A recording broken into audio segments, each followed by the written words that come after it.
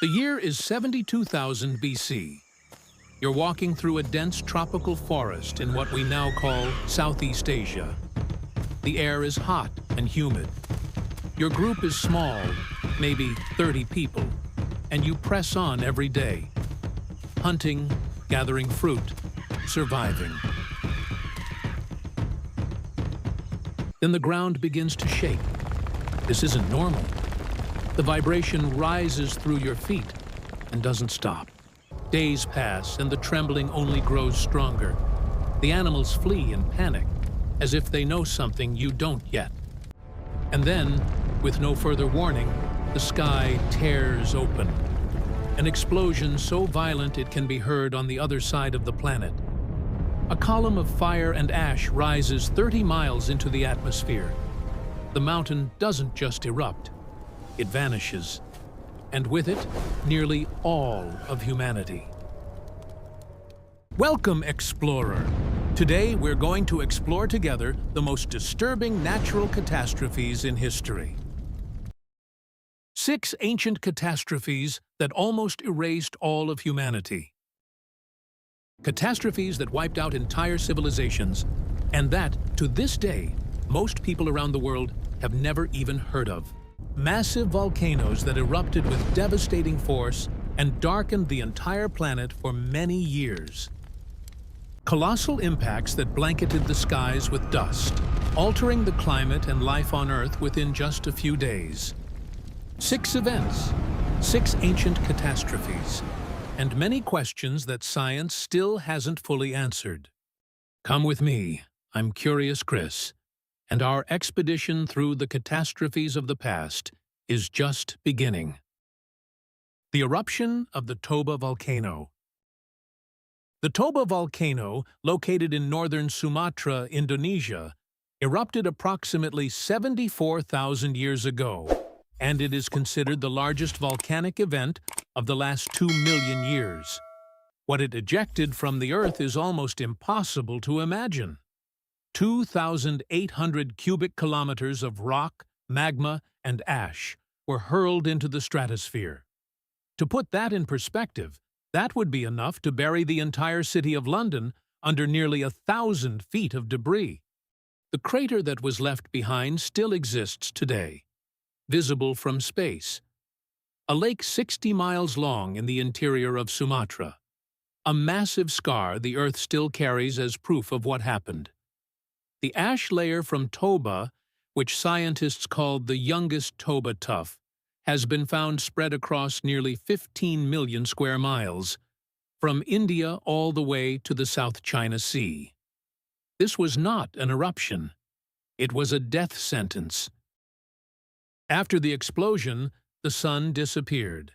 Sulfur aerosols were launched so high into the atmosphere that they blocked sunlight for months, perhaps years. The entire planet cooled by between 3 and 15 degrees Celsius, depending on the region, according to climate models published by researchers over the past several decades.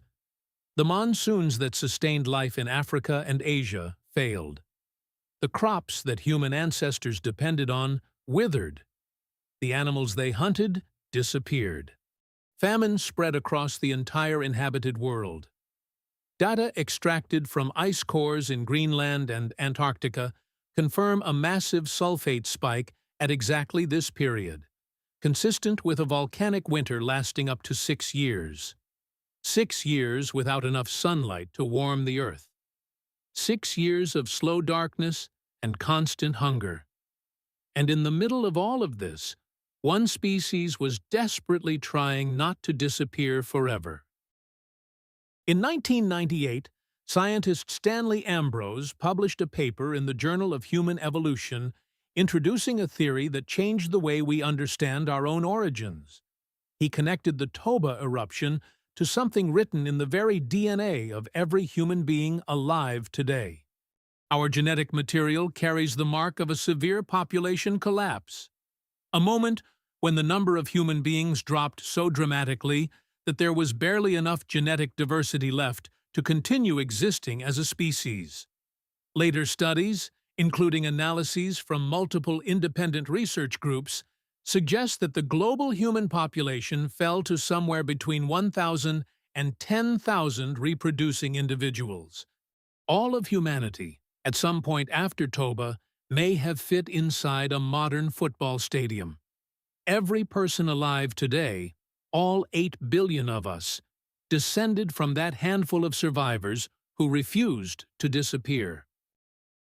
The conventional scientific explanation acknowledges the catastrophe, but some geneticists now argue that the genetic bottleneck may have other explanations beyond near-total extinction. Some suggest that human populations were already living in isolation from one another before Toba, and that this separation, not near extinction, created the appearance of a bottleneck in the DNA. Others point out that archaeological evidence found in India shows populations that appear to have survived relatively close to the eruption's impact zone, contradicting the idea of near-total extinction. But DNA doesn't lie easily. Every human being alive today passed through this evolutionary needle's eye. Something reduced our species to a thread, and the timing, within the margin of error of both geological dating and genetics, points to Toba with unsettling precision. What is impossible to ignore is the question that remains. What if the survivors weren't just the luckiest, but the most intelligent, the most cooperative, the first truly modern human beings, forged by catastrophe into something capable of conquering the entire world? Humanity almost ended in Sumatra, but what nearly erased us may have been exactly what made us what we are.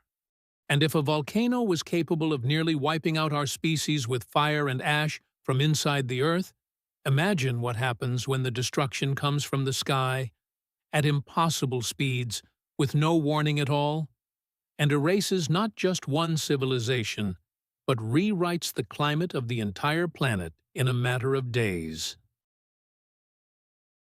The Younger Dryas Impact Event. The year is 10,800 BC.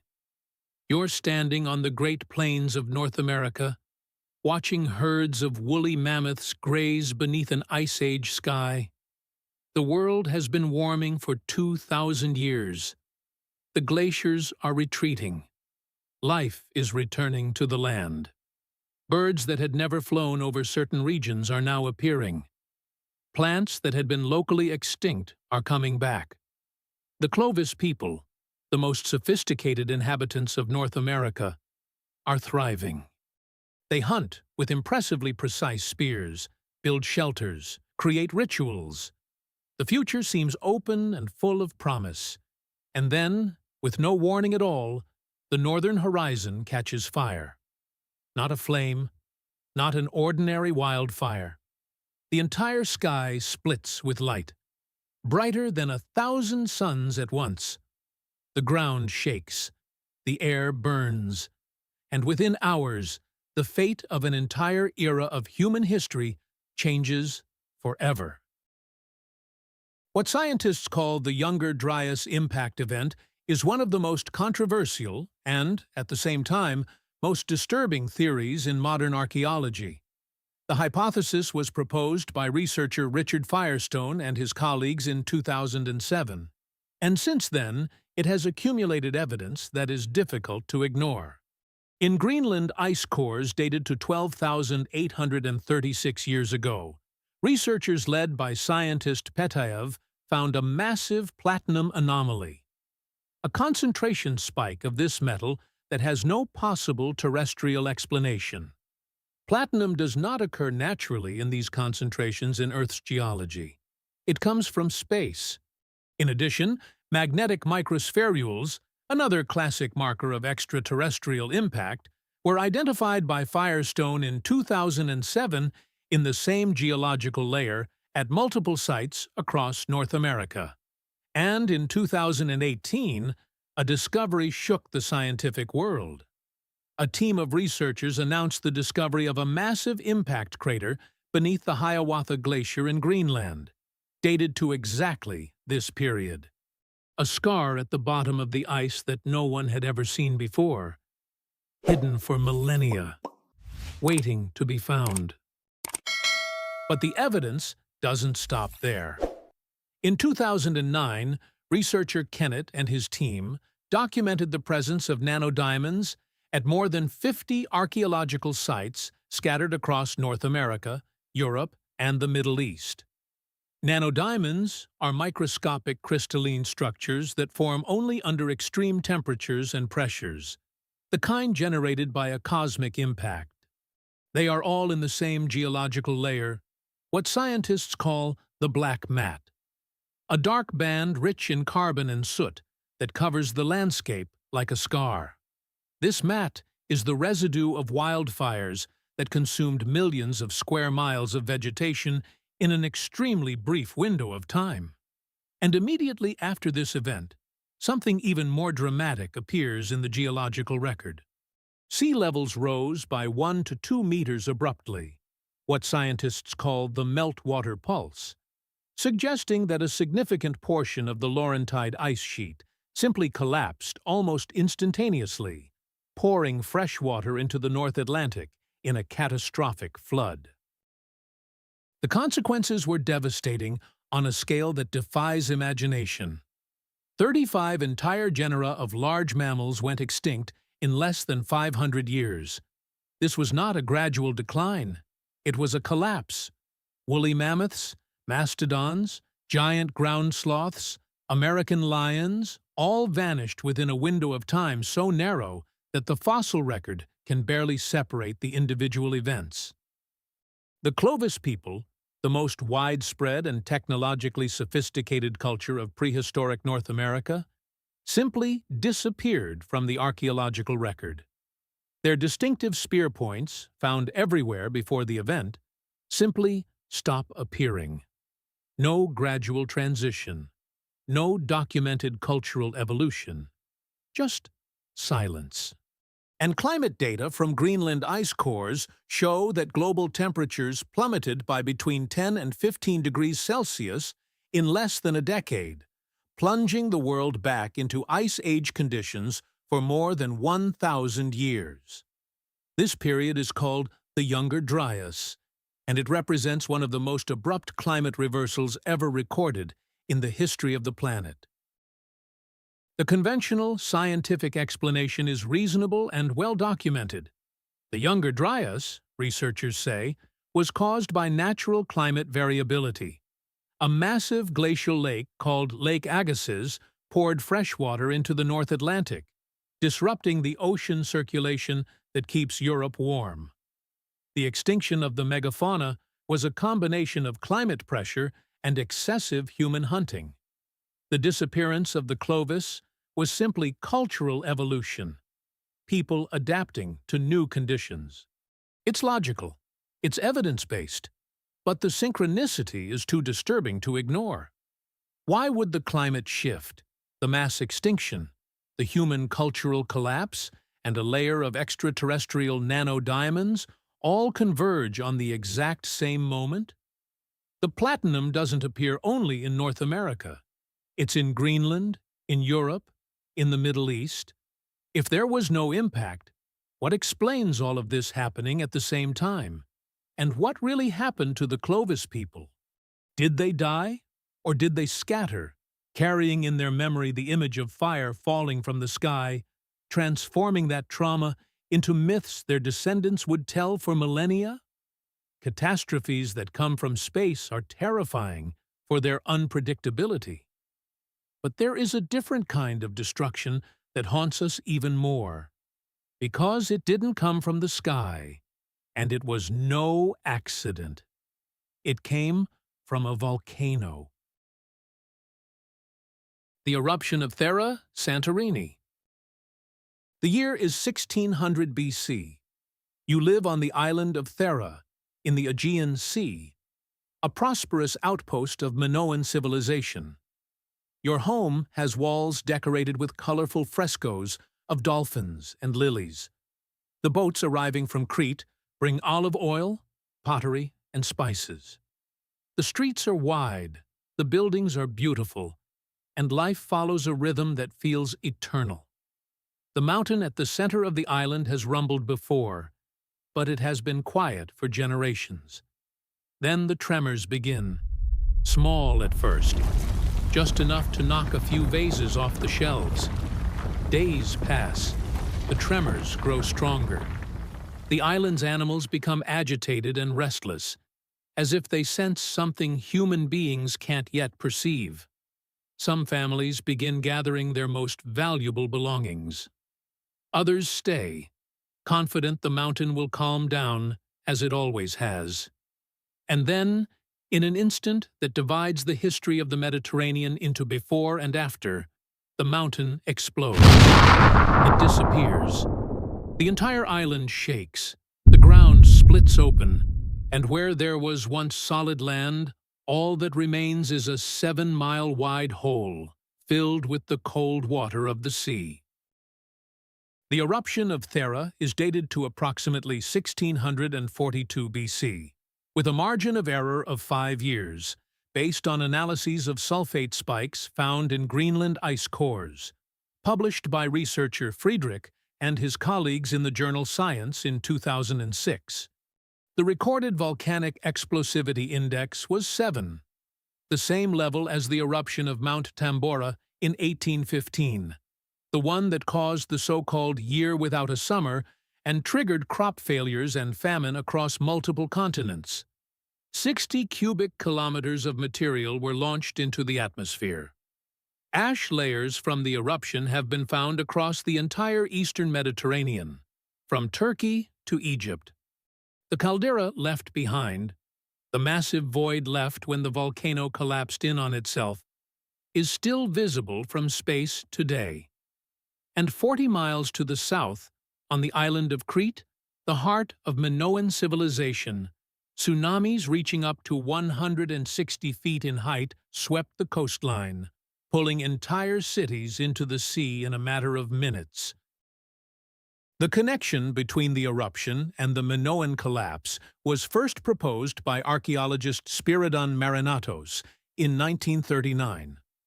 When the city of Akrotiri, on the island of Thera itself, was excavated beginning in 1967, archaeologists found a Bronze Age Pompeii, an entire city perfectly preserved under meters of volcanic ash. Minoan frescoes, ceramics, multi-story buildings, all frozen in time with stunning precision. On Crete, the palaces of Knossos, Phaistos, and Melia show destruction layers dated to this same period. Researcher Bruins and his team discovered in 2008 tsunami deposits along the Cretan coast reaching 230 feet inland, confirming waves of a height that is almost impossible to imagine. The trade networks that connected the Mediterranean simply collapsed in the years following the eruption. Imported goods disappeared from the archaeological record, and some Egyptian texts from the period, still debated by scholars, reference a sky in flames and a prolonged darkness, possibly caused by volcanic aerosols blocking sunlight for months. And then there is Plato. Writing more than 1,200 years after the eruption, the Greek philosopher described an island called Atlantis, a powerful civilization with circular architecture, an advanced maritime culture that sank into the ocean in a single day and a single night. The details are disturbing in their precision. Circular canals, mastery of the sea, sudden, catastrophic destruction. The correspondence with Thera is so specific that many researchers believe Plato was not inventing a philosophical allegory, but preserving the memory of a real catastrophe, passed down through centuries of Egyptian records and oral tradition. The conventional archaeological view argues that, while the eruption was devastating, the Minoans initially recovered, rebuilt some palaces, and that the final collapse came around 1450 BC, probably caused by an invasion by the Mycenaeans from mainland Greece. The eruption would have contributed to destabilization, but would not have been the sole cause. But the timeline is too suspicious to ignore. The major Minoan palaces were burned and permanently abandoned within a single generation of the eruption. Linear A, the Minoans' written language, disappears from the historical record, eventually replaced by the Mycenaean Linear B. The trade networks, the foundation of Minoan economic power, collapsed and never fully recovered. And what if the damage wasn't only physical? The Minoans worshipped nature deities, gods of the sea and the bull.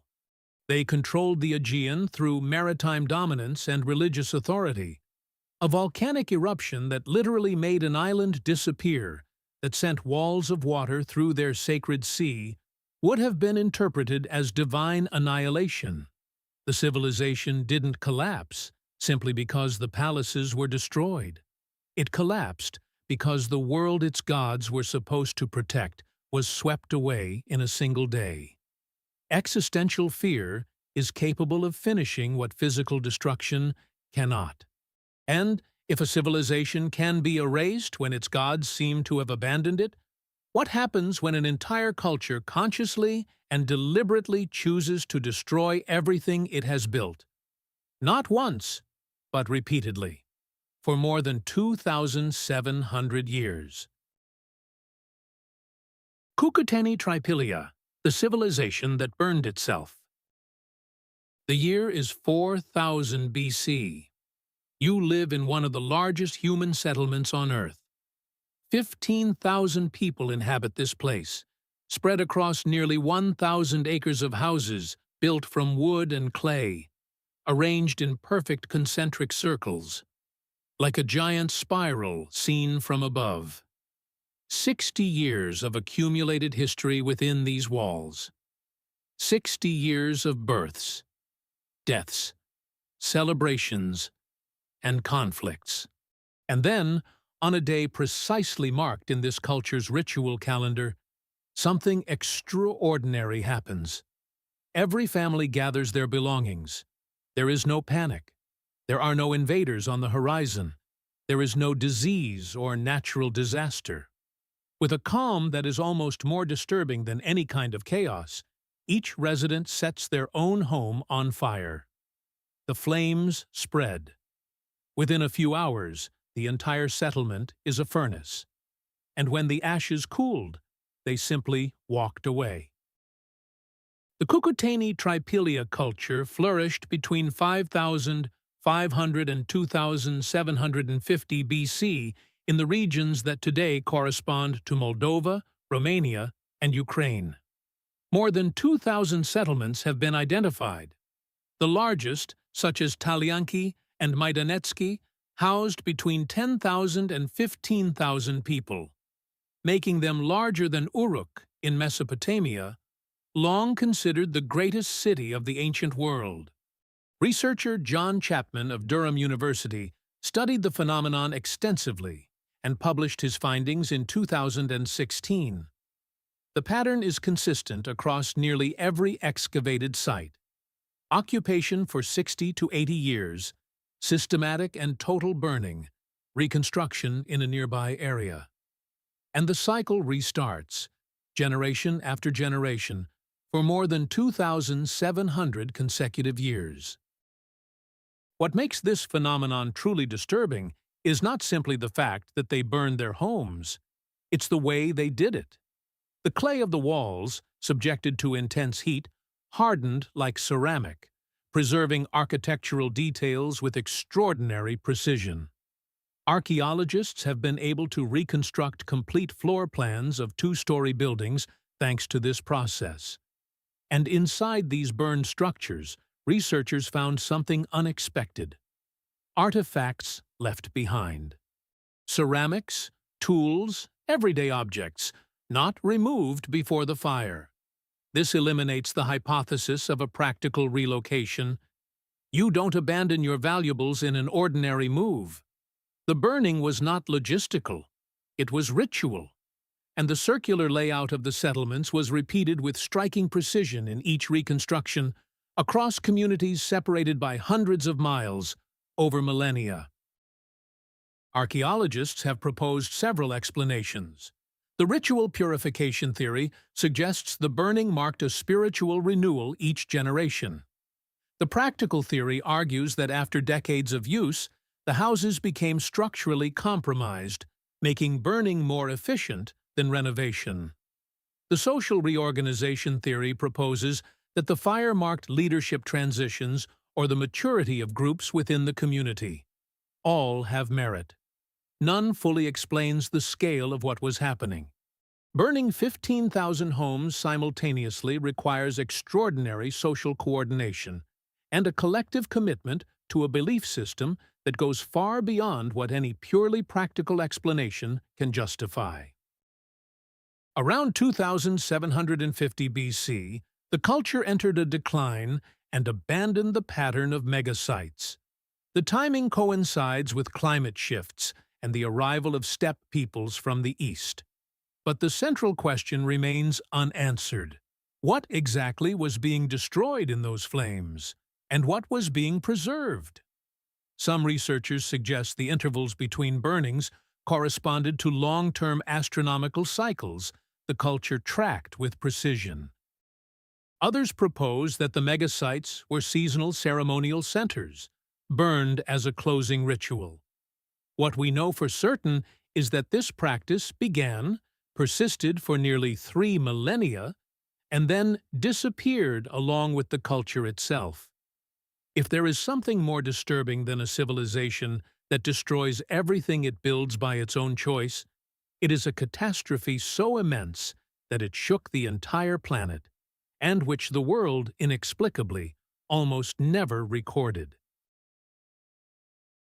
The eruption of Lake Taupo. The year is 186 AD. On the North Island of New Zealand, the ground begins to crack. This is no ordinary tremor. The earth is opening like a wound, slowly at first, then with a violence that allows no time to flee. Lake Taupo, which for centuries appeared to be nothing more than a calm, blue lake at the center of the island, erupts with a force that no human being alive at that moment could have imagined. A column of fire, rock, and ash rises 30 miles into the stratosphere, piercing the upper layers of the atmosphere like a needle through paper. Avalanches of superheated gas and molten rock, called pyroclastic flows, sweep everything within a 12-mile radius at hurricane speeds, incinerating entire forests in seconds. The sky above the Pacific turns black. Sulfur aerosols rise high enough to circulate throughout the entire southern hemisphere, an eruption capable of darkening the planet, and the world, almost entirely, never noticed. What happened at Lake Taupo in 186 AD is one of the most powerful volcanic events of the last 2,000 years.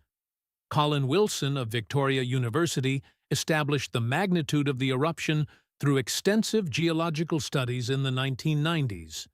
The numbers are hard to absorb.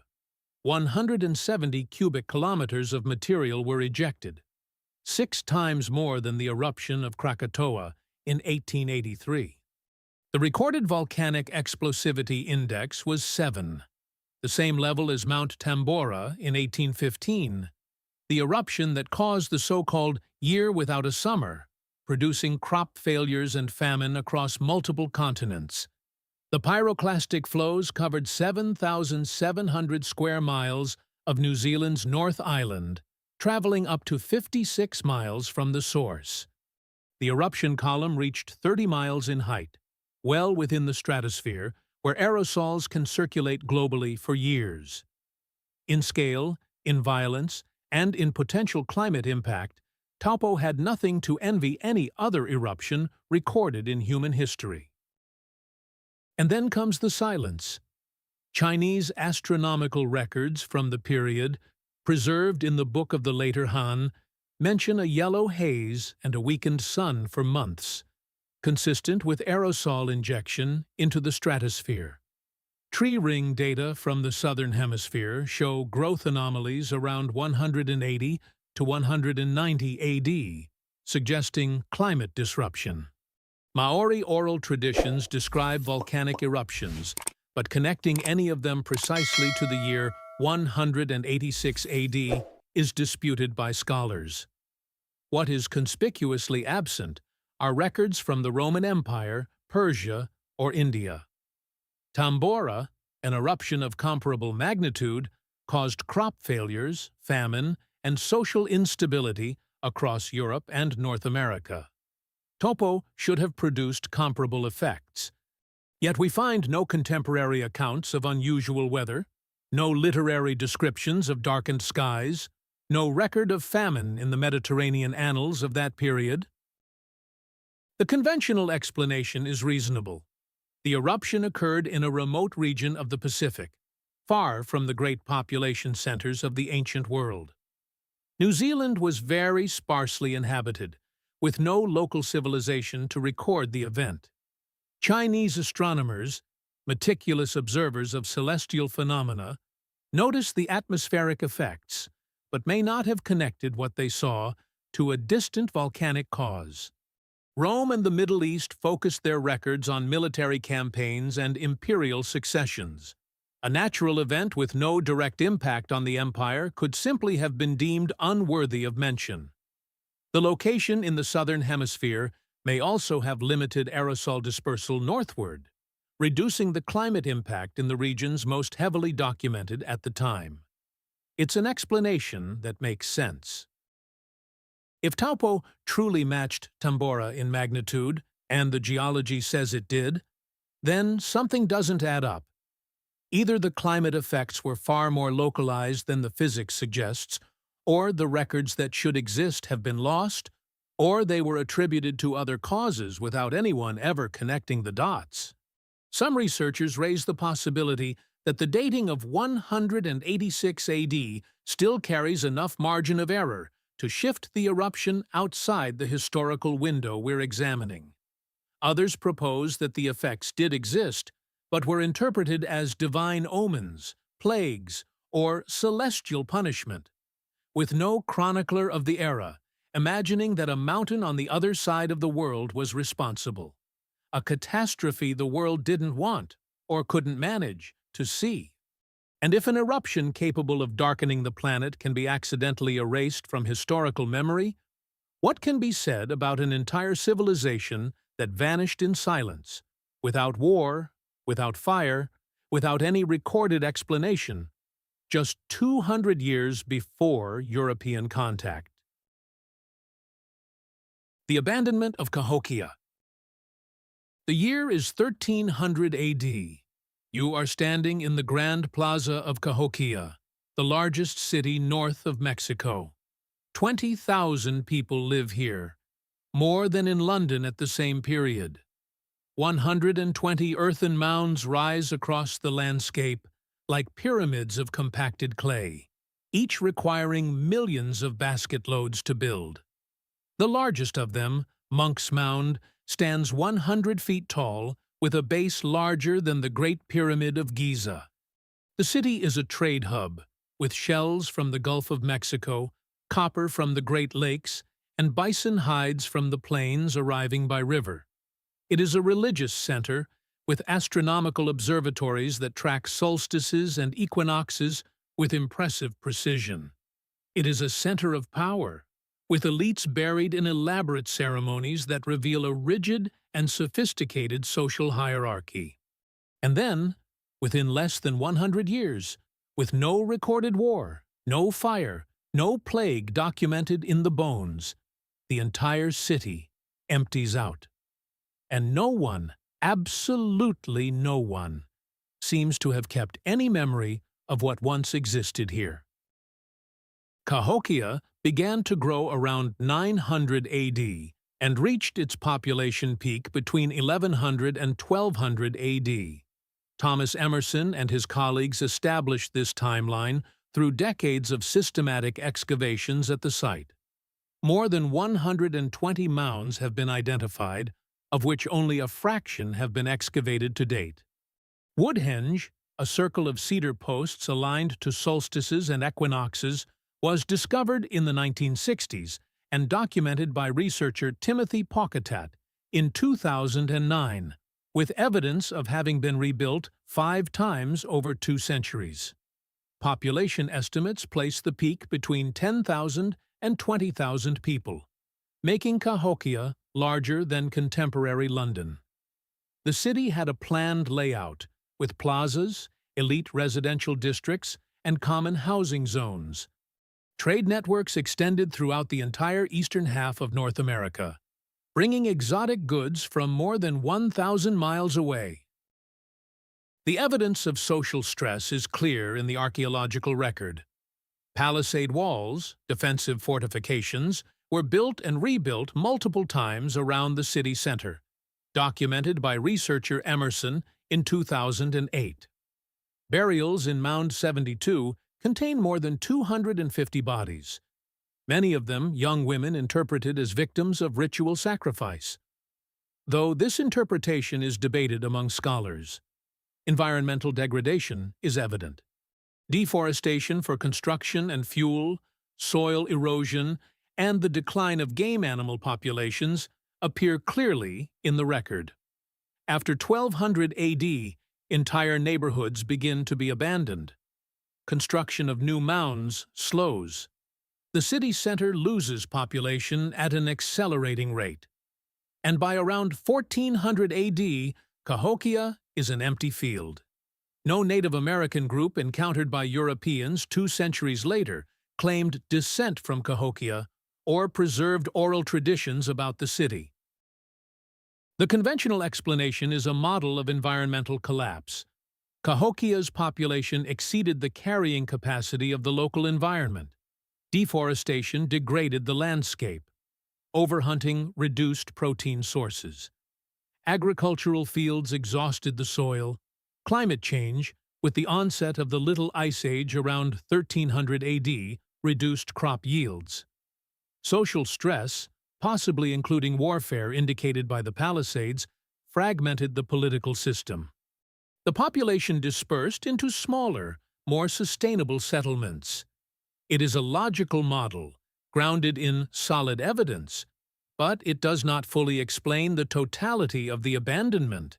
Environmental degradation happens gradually.